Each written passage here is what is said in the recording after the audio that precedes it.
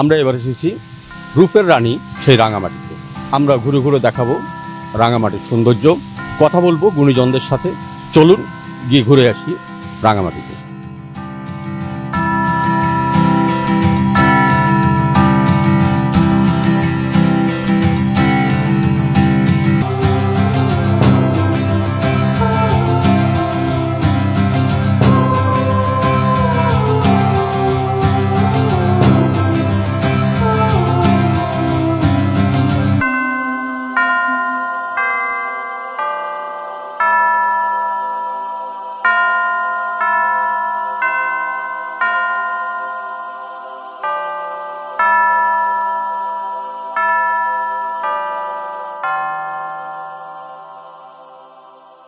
রাঙামাটি প্রাকৃতিক সৌন্দর্যের একটি অপরূপ লীলাভূমি।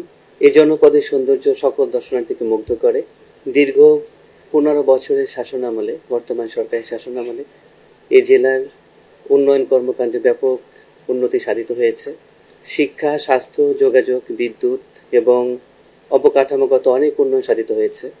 এখানে রাঙামাটি বিজ্ঞান ও প্রযুক্তি বিশ্ববিদ্যালয় স্থাপিত হয়েছে, রাঙামাটি মেডিকেল কলেজ, এছাড়া শেখ ওয়াজেদ বেতবুনিয়া উপগ্রহ কেন্দ্র, নানিয়ারচর ব্রিজ, ওয়াই ব্রিজ এবং আসাম বস্তি সড়ক রাঙামাটি থেকে যেটি কাপ্তাই পর্যন্ত গিয়েছে।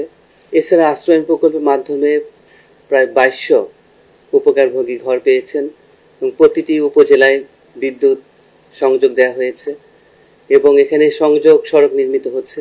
এছাড়া এলজিডি কর্তৃক রাজস্থলী থেকে বিলাইছড়ি হয়ে সেটি জোড়াছড়ি পর্যন্ত যাবে এলজি রাস্তা, এবং রাস্তাটি যখন নির্মিত হবে তখন এই জনপদের মানুষের আরও বেশি ভাগ্যের উন্নয়ন ঘটবে এবং সীমান্ত সড়কটি যখন স্থাপিত হবে তখন অনেক দুর্গম জনপদের যে সকল লোক বসবাস করছেন তারা সহজেই তাদের উৎপাদিত ফসল থেকে শুরু করে তাদের জীবনযাত্রার মান অনেক উন্নতি সাধিত হবে।